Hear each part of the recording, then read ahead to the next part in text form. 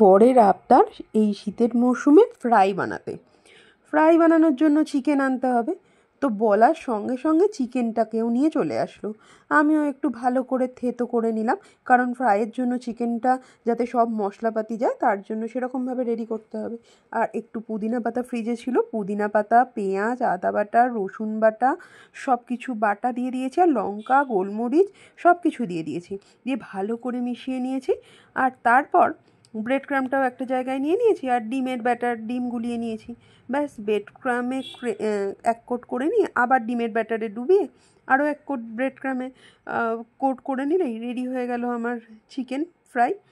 সমস্ত কিছু কোট করে নিয়ে অল্প টাইম ফ্রিজের মধ্যে রেখে দিয়েছিলাম যাতে পারফেক্ট সেট হয়ে যায়। আর তারপর কি, কড়াইতে গরম তেলে ফ্রাই ছেড়ে দেওয়ার পালা।